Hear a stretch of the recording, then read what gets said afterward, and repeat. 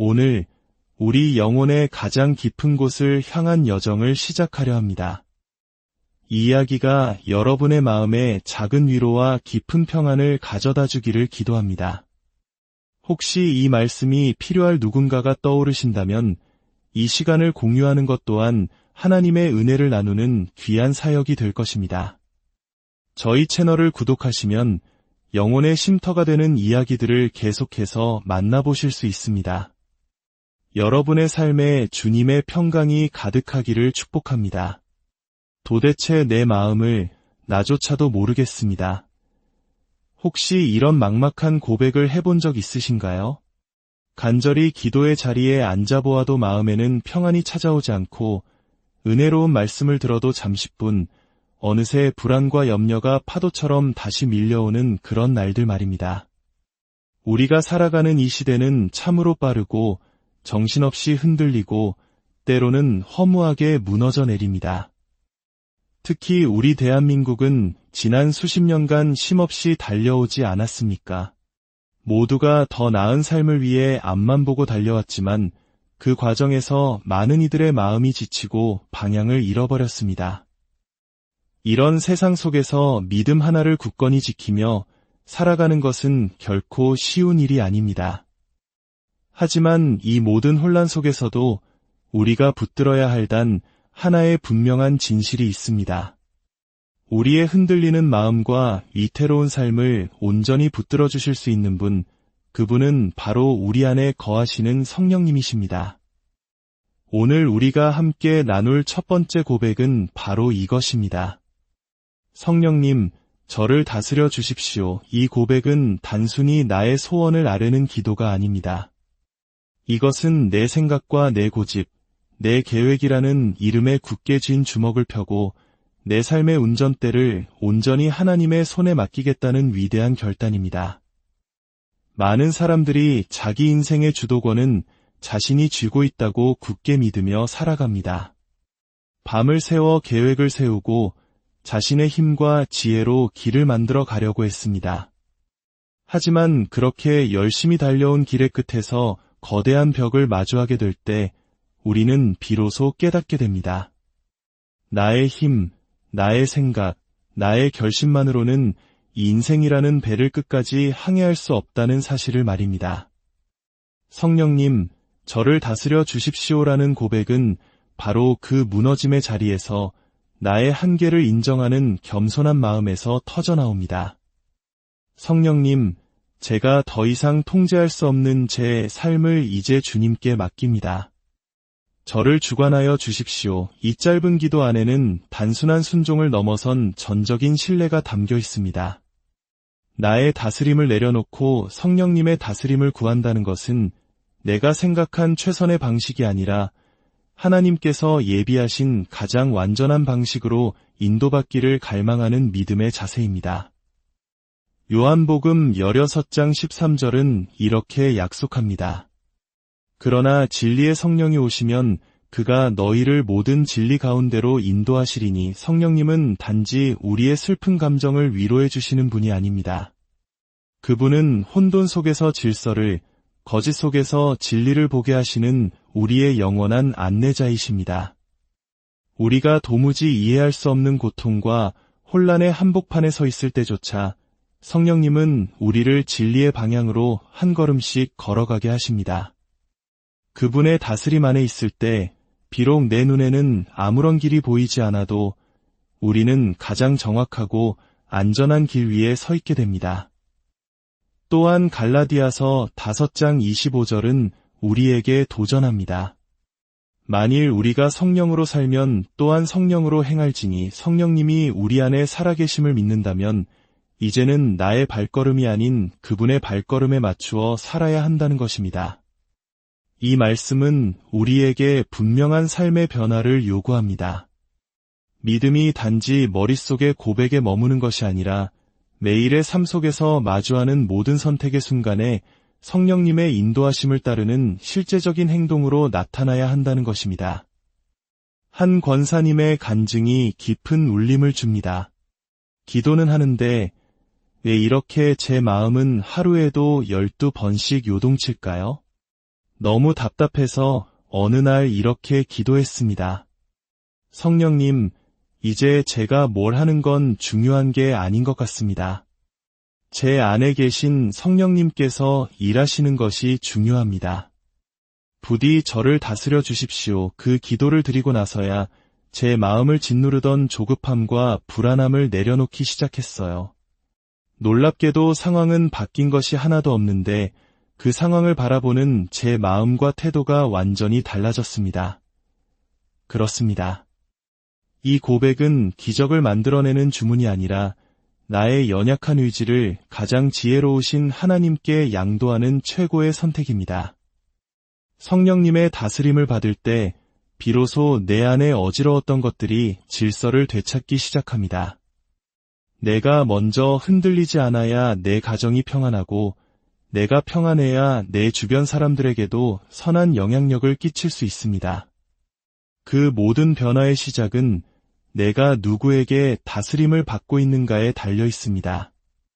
오늘 이 첫 번째 고백을 여러분의 마음에 깊이 새기시길 바랍니다. 아침에 눈을 뜰 때, 어려운 결정을 앞두고 있을 때, 사람과의 갈등으로 마음이 힘들 때 조용히 고백하십시오. 성령님, 저를 다스려 주십시오. 이 고백이 우리의 삶을 더 이상 내 힘과 내 뜻이 아닌 하나님의 크신 능력과 성령님의 섬세한 인도하심으로 흘러가게 하는 축복의 통로가 되기를 간절히 소망합니다. 두 번째로 나눌 고백은 성령님, 제 마음을 새롭게 해주십시오입니다. 아무리 많은 말씀을 듣고 배워도 정작 내 마음은 조금도 변하지 않는 것 같다고 느껴본 적 없으신가요? 말씀은 이제 귀에 익숙하고 기도도 습관처럼 하고는 있지만 삶의 모습은 여전히 과거의 상처와 쓴뿌리에 묶여 있을 때가 있습니다. 더 나은 신앙인으로 살고 싶다는 열망은 있지만 마음속 깊은 곳에서는 냉담함과 무기력함이 떠나지 않는 것이죠. 이런 영적 침체의 순간에 우리는 진심으로 이렇게 고백해야 합니다. 성령님, 제 마음을 새롭게 해주십시오. 이 고백은 우리 삶의 모든 변화가 마음에서부터 시작된다는 성경의 위대한 진리를 붙드는 기도입니다. 사람이 진정으로 변화하려면 외적인 환경이나 조건이 바뀌는 것보다 마음의 방향과 상태가 먼저 바뀌어야 합니다. 그러나 우리의 마음은 참으로 연약하여 쉽게 딱딱해지고 쉽게 지치며 세상과 너무나 쉽게 타협합니다. 겉으로는 멀쩡한 믿음을 가진 것처럼 보일지라도 성령님의 돌보심 없이 방치된 마음은 어느새 굳어지고 무감각해져 버리고 맙니다. 에스겔 36장 26절에서 하나님께서는 이렇게 약속하셨습니다. 또 새 영을 너희 속에 두고 새 마음을 너희에게 주되 너희 육신에서 굳은 마음을 제거하고 부드러운 마음을 줄 것이며 하나님은 단순히 우리의 당면한 문제를 해결해 주시는 분을 넘어 우리 존재 자체를 새롭게 빚어가시는 창조주이십니다. 굳은 마음은 단순히 감정이 메마른 상태가 아닙니다. 그 뿌리에는 용서하지 못한 상처, 반복되는 좌절과 실패, 그리고 자기 자신을 향한 깊은 실망감이 자리하고 있습니다. 돌처럼 단단해진 그 마음을 다시 부드러운 옥토로 바꾸실 수 있는 분은 오직 성령님 한 분뿐이십니다. 이 고백을 드린다고 해서 당장 뜨거운 눈물을 흘리거나 가슴이 뛰는 극적인 체험이 일어나지 않을 수도 있습니다. 그러나 진짜 변화는 아주 작고 조용한 시작에서 비롯됩니다. 예전에는 무심코 지나쳤던 말씀 한 구절이 이상하게 마음에 깊이 박혀오고 오랫동안 잊고 지냈던 기도의 제목이 다시 떠오르며 이유 없이 무뎌졌던 영혼의 감각이 어느 날 부드럽게 깨어나는 것, 이것이 바로 성령님께서 일하고 계신다는 증거입니다.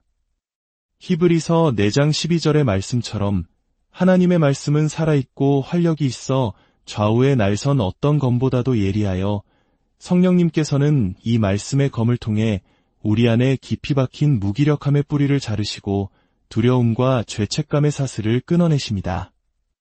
성령님의 새롭게 하심은 일시적인 감정의 소용돌이가 아니라 말씀의 칼날로 우리의 영혼을 정결하게 수술하시는 거룩한 작업입니다. 한 중년의 집사님은 이렇게 고백했습니다. 처음에는 그냥 의무감에 따라 하는 기도 같았어요.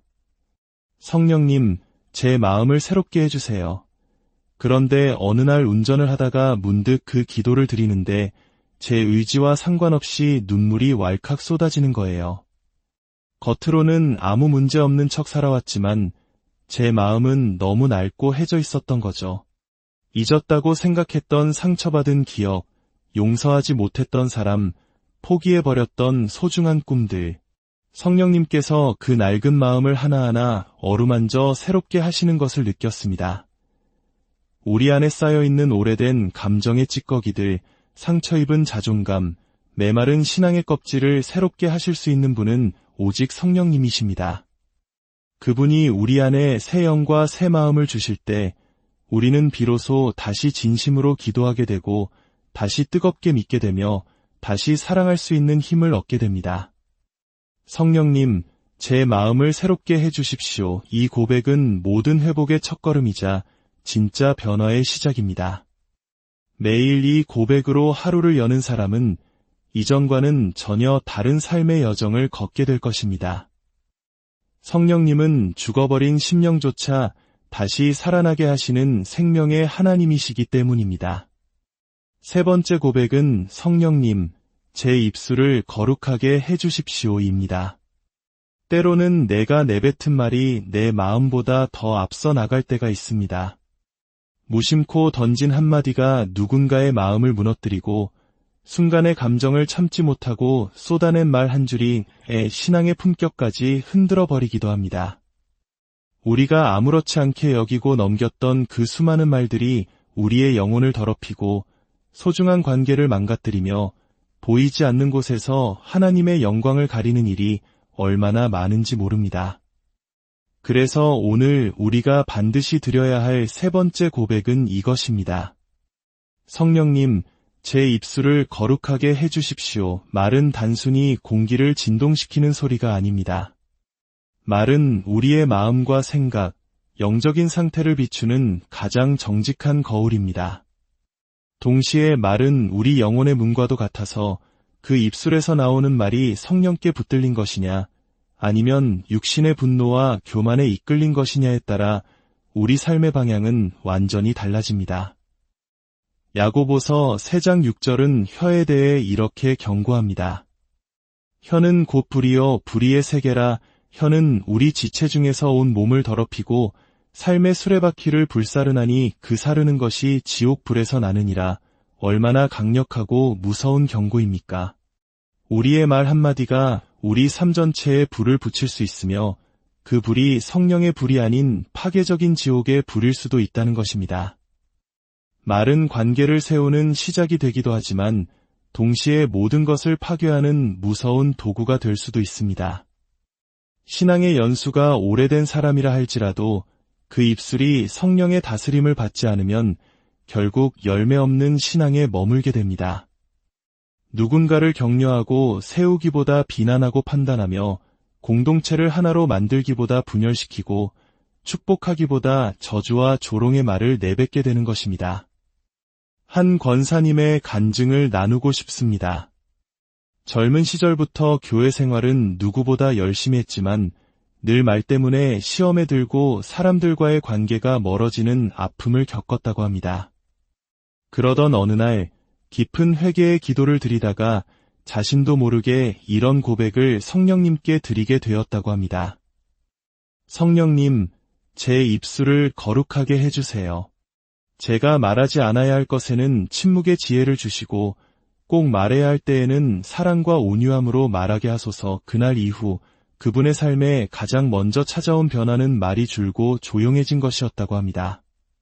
사람들은 처음에는 그 침묵을 어색하게 느꼈지만 시간이 흐를수록 이상하게도 그분이 있는 자리에 다툼이 그치고 평안이 흐르기 시작하는 것을 경험했습니다.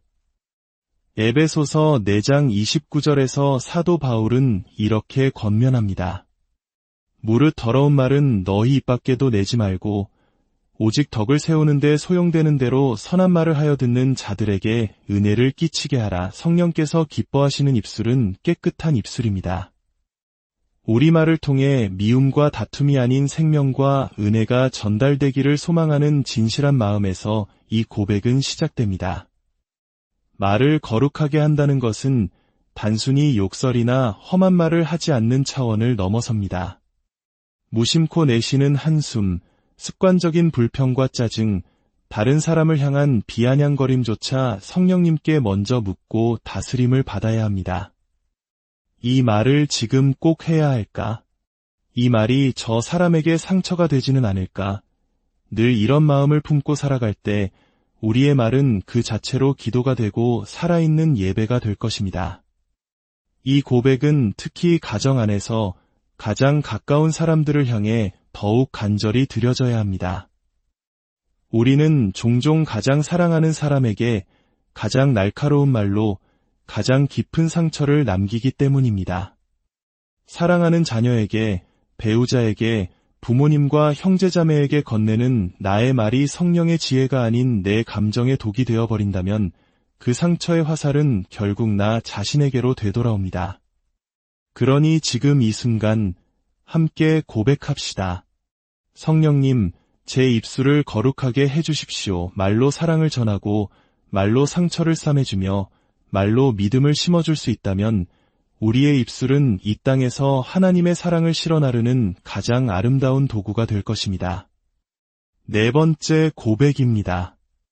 성령님, 제 생각을 지켜주십시오. 생각은 눈에 보이지 않습니다.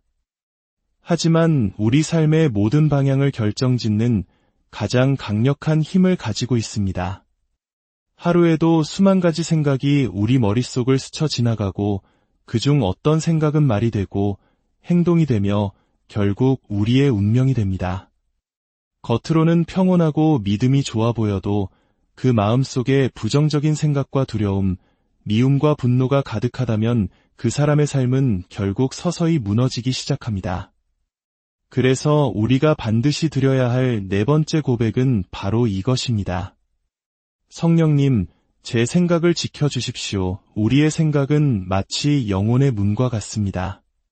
어떤 생각을 마음 안으로 들여놓느냐에 따라 우리의 마음이 평안할 수도 지옥처럼 흔들릴 수도 있습니다.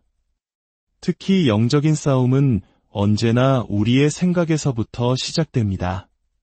사람들은 영적 전쟁을 눈에 보이는 어떤 특별한 사건으로 생각하지만 사실 사탄이 우리를 공격하는 가장 첫 번째 통로는 바로 우리 내면의 생각입니다.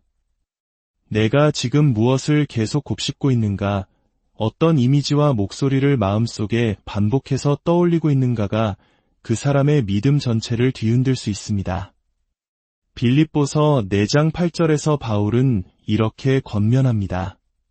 끝으로 형제들아 무엇에든지 참되며 무엇에든지 경건하며 무엇에든지 칭찬할 만하며 무슨 덕이 있든지 무슨 기림이 있든지 이것들을 생각하라. 우리가 무엇을 생각하는지가 곧 우리가 바라보는 삶의 방향이 됩니다.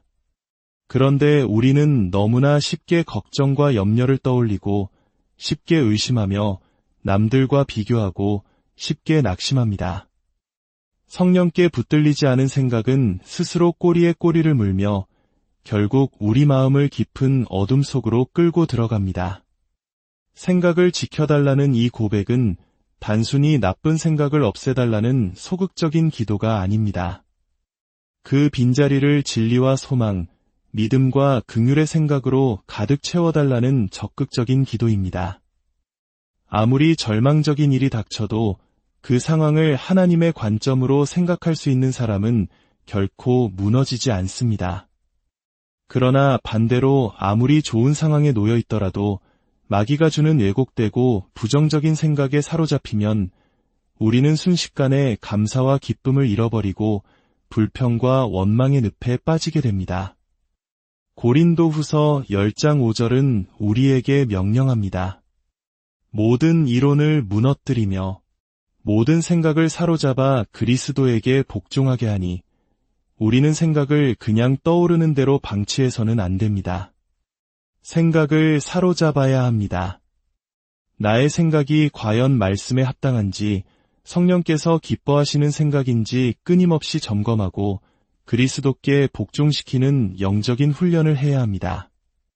한 장로님의 고백이 생각납니다. 제가 원래 생각이 너무 많은 사람이었습니다. 잠을 자도 쉬는 것 같지가 않고 머릿속은 항상 더 복잡했어요. 사람들 말 한마디에 온종일 상처받고 사실은 오해인데도 혼자 분노가 치밀어 오르곤 했습니다.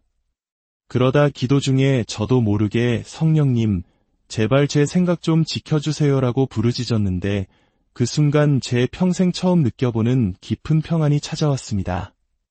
생각의 방향이 세상이 아닌 하나님 쪽으로 돌아서는 순간 마음이 놀랍도록 가벼워지는 것을 경험했습니다. 이 고백은 특별히 정보의 홍수 시대를 살아가는 모든 그리스도인에게 꼭 필요한 영적 훈련입니다.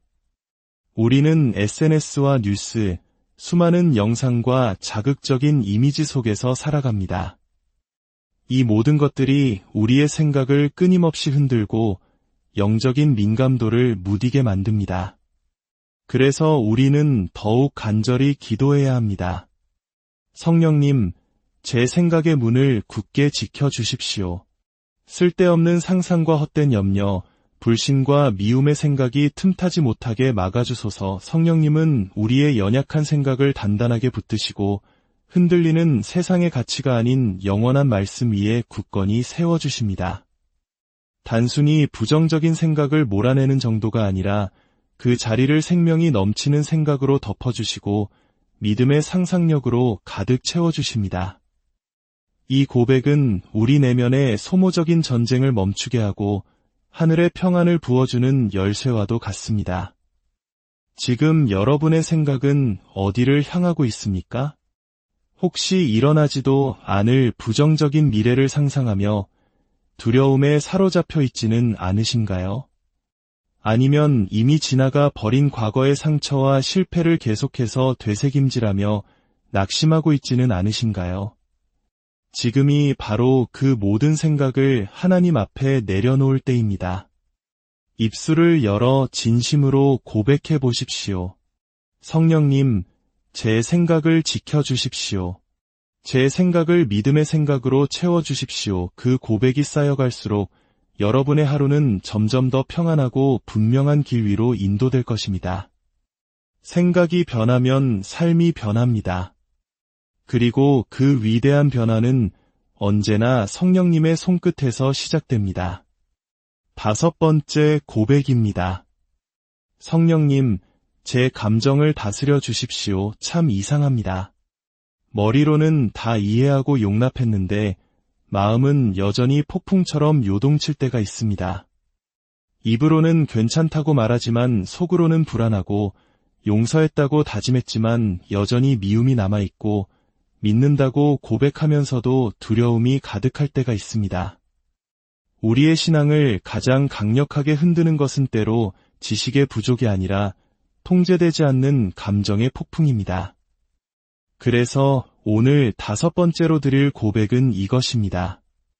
성령님, 제 감정을 다스려 주십시오. 기쁨, 슬픔, 분노와 같은 감정은 하나님께서 우리에게 주신 소중한 선물입니다. 감정 자체가 악한 것은 아닙니다. 그러나 성령의 다스림 없이 방치된 감정은 우리 삶을 무너뜨리는 무서운 도구가 될 수 있습니다. 걷잡을 수 없는 분노는 소중한 관계를 파괴하고 끝없는 두려움은 하나님의 약속을 믿지 못하게 만들며 시기와 질투는 공동체를 병들게 합니다. 이 모든 부정적인 감정이 해결되지 않고 마음속에 차곡차곡 쌓이면 어느 날 예기치 못한 순간에 폭발하게 되고 그 날카로운 파편은 가장 사랑하는 사람에게로 날아가 깊은 상처를 남깁니다. 잠언 16장 32절은 이렇게 말씀합니다. 노하기를 더디하는 자는 용사보다 낫고 자기의 마음을 다스리는 자는 성을 빼앗는 자보다 나으니라. 감정을 무조건 억누르는 것이 아니라 지혜롭게 다스리는 사람, 그 사람이 바로 영적으로 강한 사람입니다. 그리고 여기서 말하는 다스림은 내 의지로 꾹 참는 것이 아니라 나의 연약함을 인정하고 성령님의 도우심을 구하는 겸손한 태도에서 시작됩니다. 감정의 파도가 거세게 밀려올 때 즉각적으로 반응하기 전에 잠시 멈추고 이렇게 고백할 수 있어야 합니다. 성령님, 지금 제 감정이 저를 삼키려 합니다. 저를 붙들어 다스려 주십시오. 성령님은 단지 우리의 눈물을 닦아주시는 위로자를 넘어 우리의 어지러운 마음을 정돈하시는 질서의 하나님이십니다. 마음이 복잡하고 감정이 어지러울수록 우리는 더욱 깊이 성령님께 붙들려야 합니다. 로마서 8장 26절은 우리에게 큰 위로를 줍니다.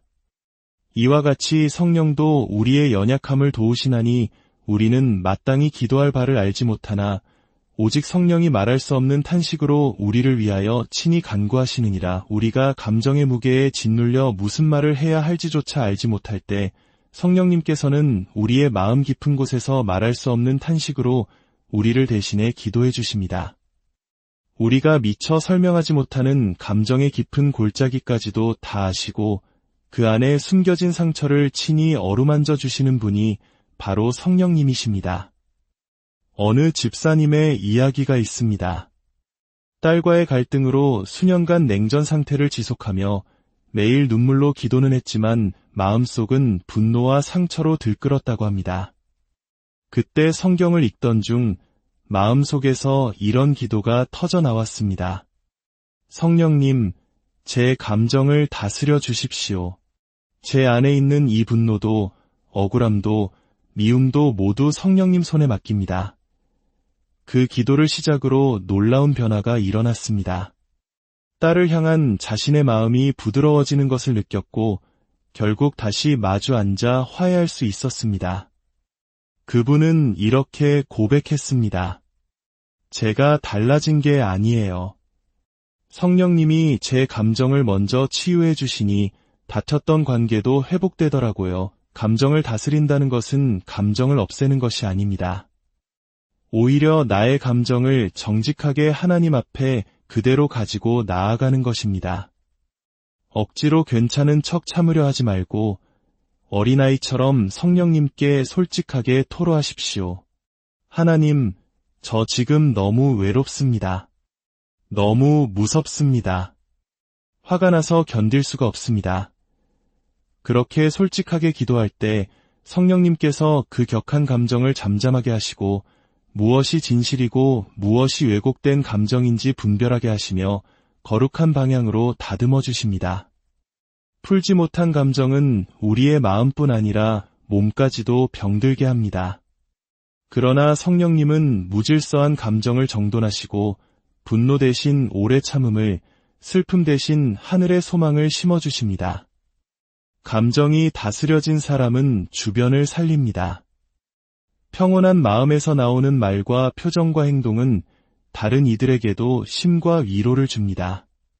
지금 감정의 소용돌이 속에서 힘들다면 조용히 눈을 감고 고백해 보십시오. 성령님, 제 감정을 다스려 주십시오. 그 고백이 반복될수록 상처는 치유되고 억눌렸던 감정은 순화될 것입니다. 그리고 어느 순간 이전에는 도저히 참을 수 없었던 상황 앞에서도 놀랍도록 평온한 자신을 발견하게 될 것입니다. 6번째 고백으로 이어갑니다. 성령님, 제 시간을 주님의 뜻대로 사용하게 해주십시오. 시간만 조금 더 있었더라면 이런 후회 누구나 한 번쯤 해보았을 것입니다. 정신없이 바쁘게 살았지만 돌아보면 정작 중요한 것은 다 놓쳐버렸고 하나님을 사랑한다고 고백하면서도 하루 중 하나님께 드린 시간은 너무나 짧았던 날들. 우리의 인생은 결국 시간을 어떻게 사용하는가에 따라 그 가치와 영혼의 향방이 결정됩니다. 그래서 우리가 함께 나눌 6번째 고백은 이것입니다. 성령님, 제 시간을 주님 뜻대로 사용하게 해주십시오. 시간은 세상 모든 사람에게 하루 24시간 공평하게 주어집니다. 하지만 어떤 사람은 그 시간을 하나님의 영광을 위해 값지게 사용하고 어떤 사람은 허무하고 헛된 일에 흘려보냅니다. 성령님은 우리에게 시간의 주인이 내가 아님을 깨닫게 하십니다. 내 시간이라고 여겼던 하루하루가 사실은 하나님께서 우리에게 맡기신 사명의 시간이라는 것을 깨달을 때 우리는 비로소 시간을 거룩하게 사용할 수 있게 됩니다. 에베소서 5장 15절에서 16절은 권면합니다.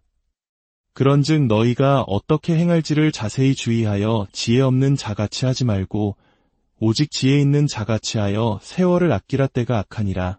여기서 세월을 아끼라는 말은 단순히 시간을 절약하라는 의미를 넘어 시간을 구속하라, 즉 값을 치르고 되찾으라는 강력한 명령입니다. 세상의 가치관과 헛된 욕망에 빼앗겼던 시간을 이제 성령님의 인도하심을 따라 하나님의 것으로 되찾으라는 뜻입니다. 많은 이들이 하나님을 향한 열정은 있지만 시간을 들이지 않음으로 인해 믿음이 깊어지지 못합니다. 기도하고 싶다는 마음은 있지만 늘 다른 급한 일에 밀리고 말씀을 묵상하고 싶어도 늘 나중으로 미룹니다. 그러나 그 모든 변명 뒤에는 시간의 주인은 바로 나라는 교만이 숨어 있습니다. 시간을 하나님께 드린다는 것은 곧 내 삶 전체의 주도권을 그분께 드린다는 의미와 같습니다. 한 청년 집사님은 늘 시간이 없다고 생각했습니다. 직장 생활에 치여 교회 봉사도 말씀 묵상도 늘 뒷전이었습니다. 그런데 어느 날 하루 24시간 중 단 10분도 하나님께 온전히 드리지 않으면서 우리가 어떻게 그분을 사랑한다고 말할 수 있겠습니까? 라는 설교 말씀에 큰 충격을 받았습니다. 그날 이후 아침마다 가장 먼저 이렇게 기도하기 시작했습니다. 성령님, 오늘 제게 허락하신 이 하루가 하나님의 뜻대로 쓰이게 해주십시오. 놀랍게도 하루의 총시간은 줄어들지 않았는데 마음의 여유가 생기고 삶의 우선순위가 분명해지는 것을 경험했다고 합니다. 시간을 성령님께 맡긴다는 것은 무조건 교회 일에만 모든 시간을 쓰라는 의미가 아닙니다. 오히려 가족과 함께하는 시간, 일터에서 땀 흘리는 시간, 심지어 휴식하는 시간까지도 모두 하나님께서 허락하신 거룩한 시간으로 바라보며 의미 있게 사용하는 것을 뜻합니다.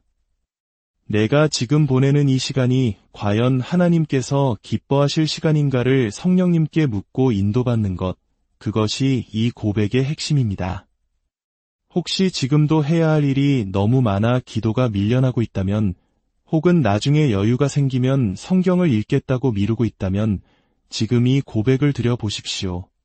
성령님, 제 시간을 주님 뜻대로 사용하게 해주십시오. 그러면 오늘이 바로 잃어버렸던 하나님과의 동행을 다시 시작하는 축복의 시간이 될 것입니다. 7번째 고백입니다. 성령님, 제 관계를 주님의 사랑으로 이끌어 주십시오. 사람이 살면서 가장 힘든 것은 어쩌면 외로움이 아닐지도 모릅니다. 우리를 정말 지치게 하는 것은 사람에게서 받는 상처입니다. 가장 믿었던 사람에게 배신당했을 때, 가장 가까운 가족과의 갈등이 끝없이 이어질 때, 우리의 영혼은 깊은 상처를 입습니다. 기도하려 해도 마음의 문이 닫히고, 말씀을 펴도 집중이 되지 않는 이유는 바로 이 관계 안에서 무너진 마음 때문일 때가 많습니다. 그래서 오늘 드릴 7번째 고백은 이것입니다. 성령님, 제 관계를 주님의 사랑으로 이끌어 주십시오. 하나님은 우리를 결코 홀로 살아가도록 창조하지 않으셨습니다. 창세기부터 교회 공동체에 이르기까지 함께함은 하나님의 창조 원리였습니다. 하지만 죄가 세상에 들어오면서 인간의 모든 관계에는 균열이 생겼습니다. 오해와 미움, 이기심과 다툼이 그 틈을 비집고 들어왔습니다. 내 뜻대로 되지 않는 사람, 내 마음을 몰라주는 사람, 미워하고 싶지 않은데 자꾸만 미워지는 사람들 속에서 우리는 진심으로 고백해야 합니다. 성령님, 이 관계를 제 힘이 아니라 주님의 사랑으로 인도해 주십시오. 로마서 12장 18절은 말씀합니다. 할 수 있거든 너희로서는 모든 사람과 더불어 화목하라. 여기서 할 수 있거든이라는 표현은 우리 힘만으로는 모든 사람과 화목하는 것이 현실적으로 매우 어렵다는 것을 인정하는 말입니다. 성령님은 우리에게 억지로 모든 것을 참으라고만 하지 않으십니다. 오히려 내 힘으로는 도저히 사랑할 수 없는 그 사람을 사랑할 수 있는 하늘의 힘을 부어주시는 분입니다. 관계를 놓고 기도할 때 많은 사람들은 하나님, 제발 저 사람 좀 바꿔주세요 라고 기도합니다. 그러나 성령님의 인도는 정반대일 때가 많습니다. 오히려 내가 먼저 바뀌어야 한다. 는 깊은 깨달음을 주십니다. 깨어진 관계를 회복하는 첫걸음은 상대방의 변화를 요구하기 전에 나의 자아와 상처, 고집을 내려놓고 주님의 눈으로 그 사람을 바라보는 데서 시작됩니다. 한 성도님은 시어머니와의 관계로 오랫동안 고통을 겪었습니다. 아무리 잘해도 인정받지 못하고 늘 비교당하는 말들로 인해 마음이 무너져 내렸습니다. 그런데 어느 날 기도 중에 그분이 너를 미워하는 것이 아니라 사랑을 표현하는 법을 배우지 못했을 뿐이다. 라는 성령님의 부드러운 음성을 들었다고 합니다. 그 깨달음 이후 시어머니를 향한 마음이 달라지기 시작했고 결국 몇 년 만에 서로의 마음을 열고 눈물로 화해하는 날이 왔다고 고백했습니다. 요한일서 4장 12절은 말합니다. 어느 때나 하나님을 본 사람이 없으되 만일 우리가 서로 사랑하면 하나님이 우리 안에 거하시고 그의 사랑이 우리 안에 온전히 이루어지느니라. 우리가 서로를 향한 사랑을 회복할 때 바로 그곳에 하나님께서 거하십니다. 성령님의 가장 큰 기쁨은 깨어진 관계 속에서 하나님의 사랑이 다시 회복되는 것입니다. 지금 어떤 관계 때문에 마음이 지쳐 계시다면 혹은 이미 오래전 멀어진 누군가가 떠오른다면 오늘 이 고백을 드려보십시오. 성령님, 제 관계를 주님의 사랑으로 이끌어 주십시오. 성령님께서 상처를 기억하지 않게 하시고 두려움보다 사랑이 먼저 반응하게 하시며 이해하기 전에 먼저 용서하는 마음을 주실 것입니다. 8번째 고백입니다. 성령님, 제 시선을 영원한 것에 두게 해주십시오. 세상은 눈에 보이는 것들로 가득합니다. 우리는 겉모습으로 사람을 판단하고 통장의 숫자와 성과로 평가받으며 하루에도 수백 번씩 남들과 나를 비교하는 세상 속에 살아갑니다. 그 속에서 우리의 시선은 너무나 자주 흔들립니다. 하나님을 바라본다고 말하면서도 당장 눈앞의 현실적인 문제 앞에서 쉽게 눈을 돌리고 영원한 가치보다 일시적인 것에 더 크게 마음을 빼앗기곤 합니다. 그래서 오늘 우리가 드릴 8번째 고백은 이것입니다. 성령님, 제 시선을 영원한 것에 두게 해주십시오. 신앙생활은 결국 보는 싸움입니다. 무엇을 바라보느냐에 따라 우리의 믿음의 깊이도 기도의 능력도 달라집니다. 세상의 눈은 눈앞의 현실을 보고 절망하지만 믿음의 눈은 그 너머에 계신 하나님을 보고 소망을 품습니다. 땅에 속한 것들에 고정되었던 우리의 시선을 들어 다시 하늘을 바라보게 하시는 분, 그분이 바로 성령님이십니다. 고린도후서 4장 18절에서 바울은 이렇게 고백합니다. 우리가 주목하는 것은 보이는 것이 아니요 보이지 않는 것이니 보이는 것은 잠깐이요 보이지 않는 것은 영원함이라. 이 말씀은 단순한 철학적인 명언이 아닙니다. 극심한 고난 가운데 있던 사도 바울의 생생한 믿음의 선언입니다. 지금 내 눈앞에 있는 문제, 질병, 가난, 외로움, 그 모든 고통스러운 현실은 결국 잠깐이라는 말씀 앞에서 힘을 잃습니다. 우리가 진짜 붙들어야 할 영원한 현실은 바로 하나님의 나라입니다. 이 고백은 특히 고난의 시간을 지날 때 더욱 간절히 드려져야 합니다.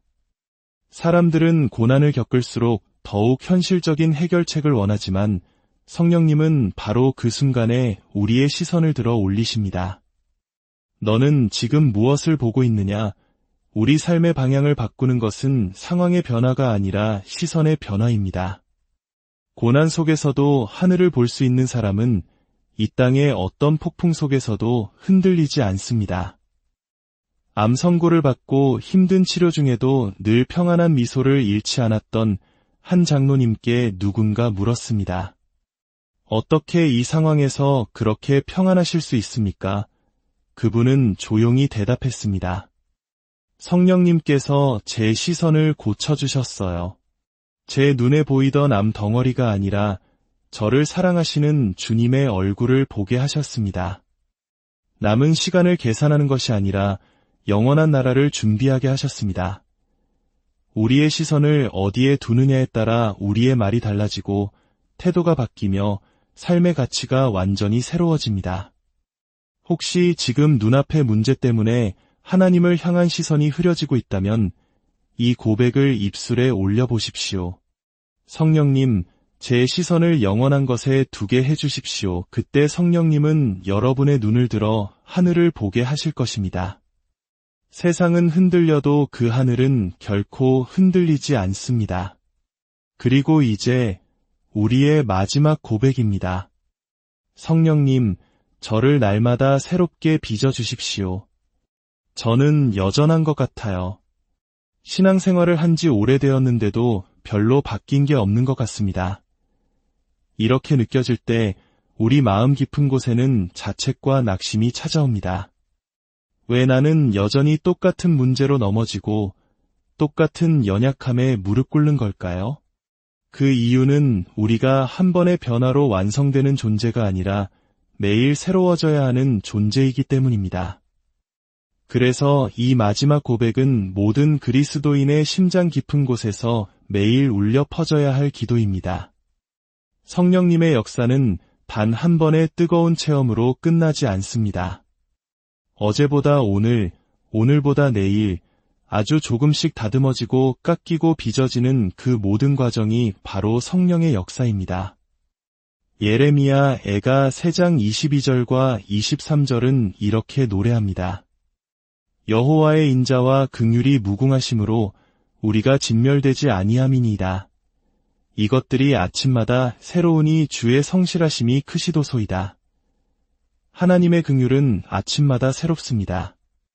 이 말은 곧 우리 또한 아침마다 새로운 은혜를 공급받아야만 살아갈 수 있는 존재라는 뜻입니다.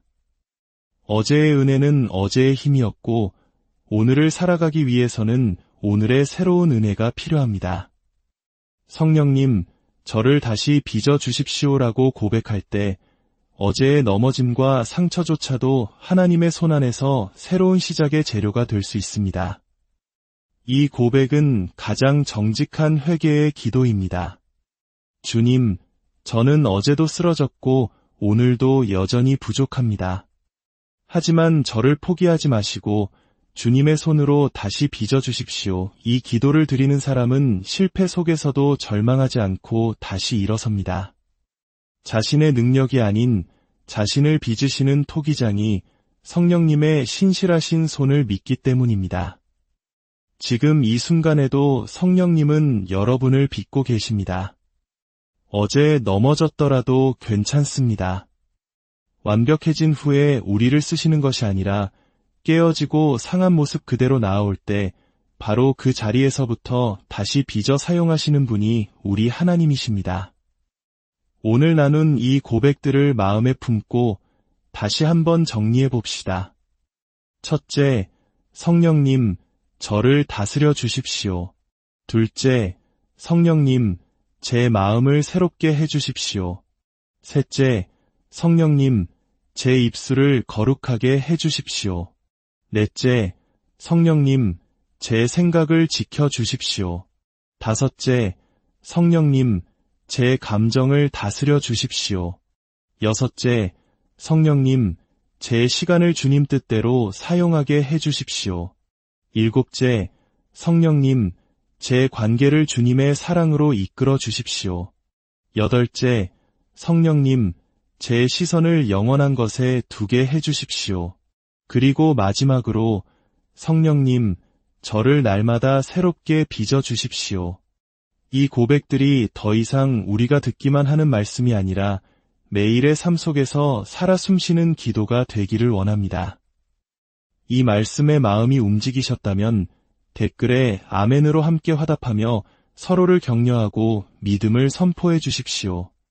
우리의 안내자이시며 이로자이신 성령께서 여러분의 모든 순간을 가득 채우시기를, 날마다 여러분을 새롭게 빚으시어 여러분의 삶이 하나님의 살아계심을 증거하는 아름다운 작품이 오늘 우리 영혼의 가장 깊은 곳을 향한 여정을 시작하려 합니다. 이 이야기가 여러분의 마음에 작은 위로와 깊은 평안을 가져다 주기를 기도합니다. 혹시 이 말씀이 필요할 누군가가 떠오르신다면 이 시간을 공유하는 것 또한 하나님의 은혜를 나누는 귀한 사역이 될 것입니다. 저희 채널을 구독하시면 영혼의 쉼터가 되는 이야기들을 계속해서 만나보실 수 있습니다. 여러분의 삶에 주님의 평강이 가득하기를 축복합니다. 도대체 내 마음을 나조차도 모르겠습니다. 혹시 이런 막막한 고백을 해본 적 있으신가요? 간절히 기도의 자리에 앉아보아도 마음에는 평안이 찾아오지 않고 은혜로운 말씀을 들어도 잠시뿐 어느새 불안과 염려가 파도처럼 다시 밀려오는 그런 날들 말입니다. 우리가 살아가는 이 시대는 참으로 빠르고 정신없이 흔들리고 때로는 허무하게 무너져 내립니다. 특히 우리 대한민국은 지난 수십 년간 쉼없이 달려오지 않았습니까? 모두가 더 나은 삶을 위해 앞만 보고 달려왔지만 그 과정에서 많은 이들의 마음이 지치고 방향을 잃어버렸습니다. 이런 세상 속에서 믿음 하나를 굳건히 지키며 살아가는 것은 결코 쉬운 일이 아닙니다.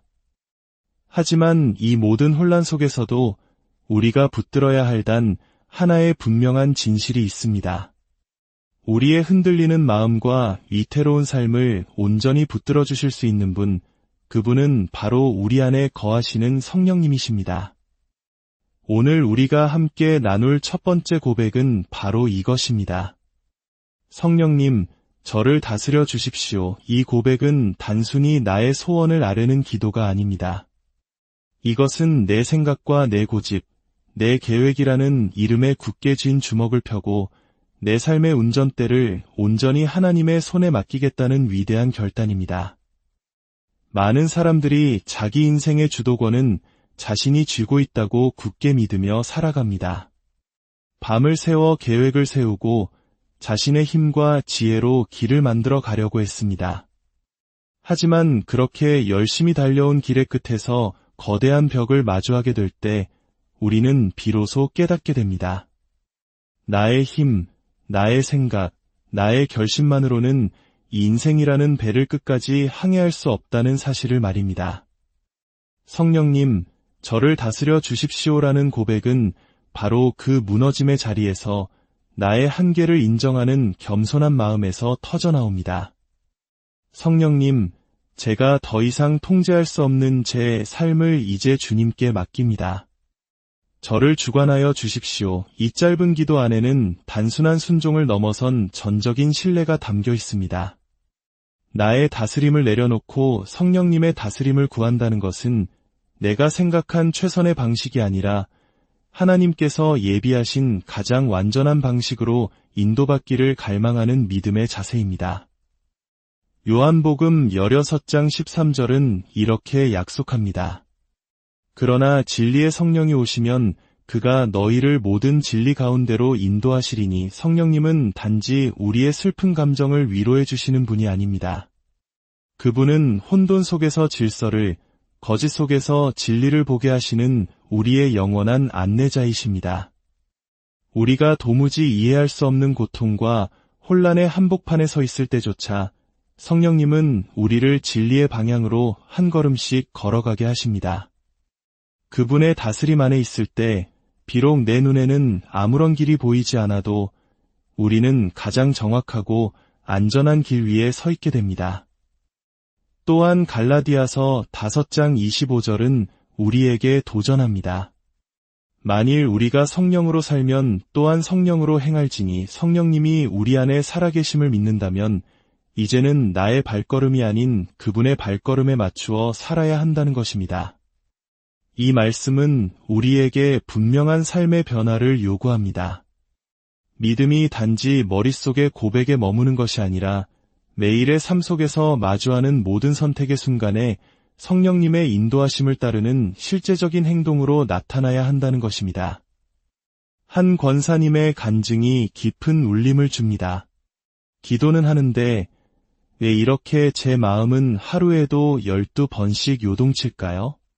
너무 답답해서 어느 날 이렇게 기도했습니다. 성령님, 이제 제가 뭘 하는 건 중요한 게 아닌 것 같습니다. 제 안에 계신 성령님께서 일하시는 것이 중요합니다. 부디 저를 다스려 주십시오. 그 기도를 드리고 나서야 제 마음을 짓누르던 조급함과 불안함을 내려놓기 시작했어요. 놀랍게도 상황은 바뀐 것이 하나도 없는데 그 상황을 바라보는 제 마음과 태도가 완전히 달라졌습니다. 그렇습니다. 이 고백은 기적을 만들어내는 주문이 아니라 나의 연약한 의지를 가장 지혜로우신 하나님께 양도하는 최고의 선택입니다. 성령님의 다스림을 받을 때 비로소 내 안에 어지러웠던 것들이 질서를 되찾기 시작합니다.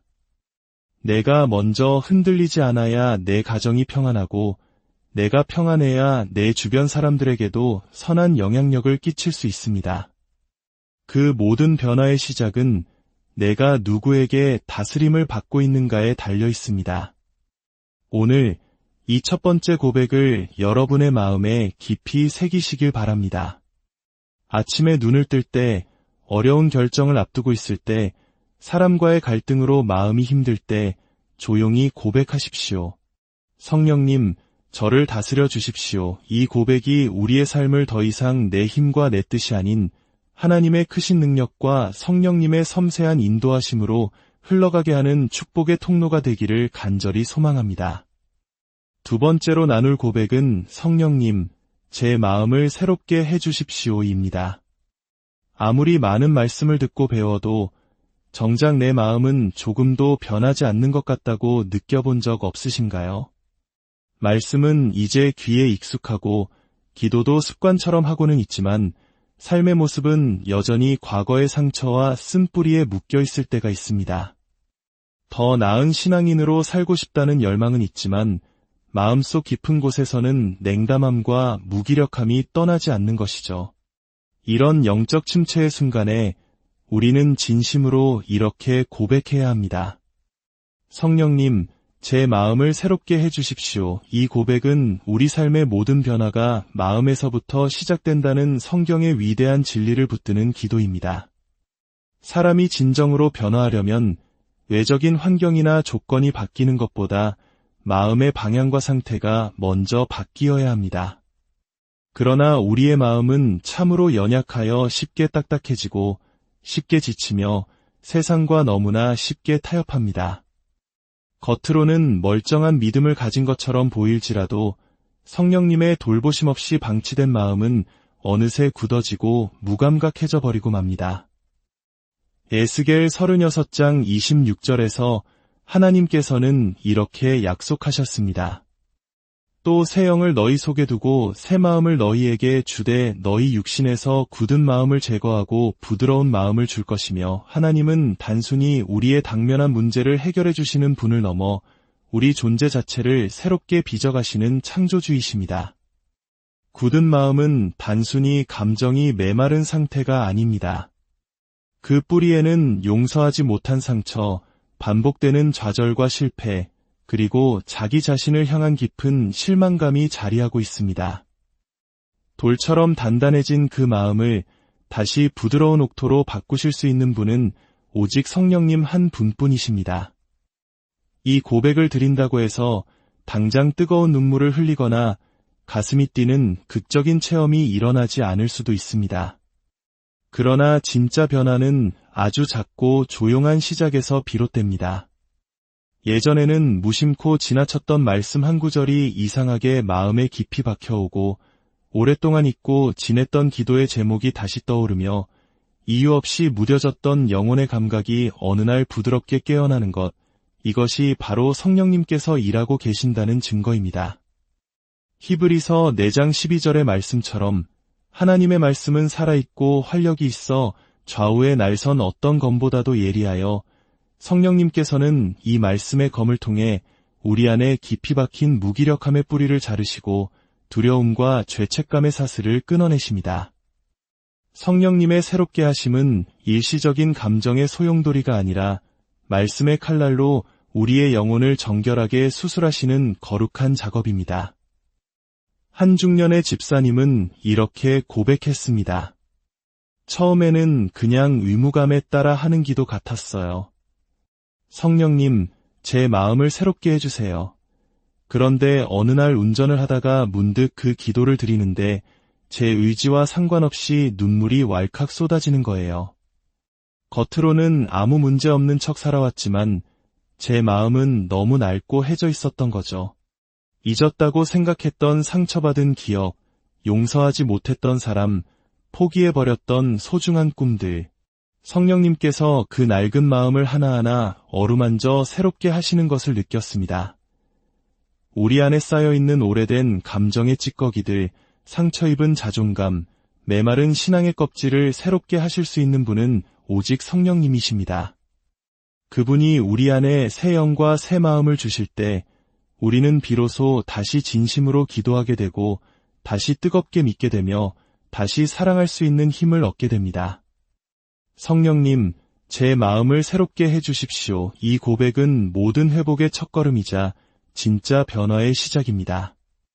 매일 이 고백으로 하루를 여는 사람은 이전과는 전혀 다른 삶의 여정을 걷게 될 것입니다. 성령님은 죽어버린 심령조차 다시 살아나게 하시는 생명의 하나님이시기 때문입니다. 세 번째 고백은 성령님, 제 입술을 거룩하게 해주십시오입니다. 때로는 내가 내뱉은 말이 내 마음보다 더 앞서 나갈 때가 있습니다.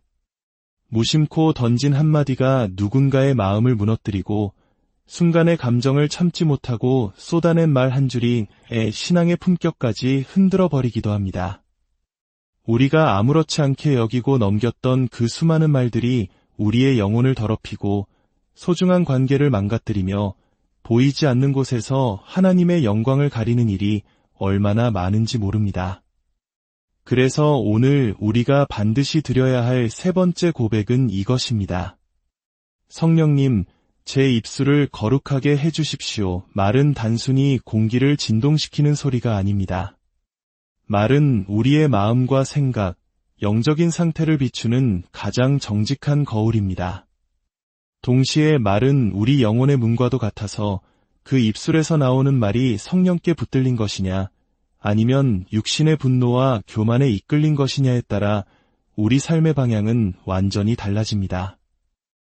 야고보서 3장 6절은 혀에 대해 이렇게 경고합니다. 혀는 곧 불이요 불의의 세계라. 혀는 우리 지체 중에서 온 몸을 더럽히고 삶의 수레바퀴를 불사르나니 그 사르는 것이 지옥불에서 나느니라. 얼마나 강력하고 무서운 경고입니까? 우리의 말 한마디가 우리 삶 전체에 불을 붙일 수 있으며 그 불이 성령의 불이 아닌 파괴적인 지옥의 불일 수도 있다는 것입니다. 말은 관계를 세우는 시작이 되기도 하지만 동시에 모든 것을 파괴하는 무서운 도구가 될 수도 있습니다. 신앙의 연수가 오래된 사람이라 할지라도 그 입술이 성령의 다스림을 받지 않으면 결국 열매 없는 신앙에 머물게 됩니다.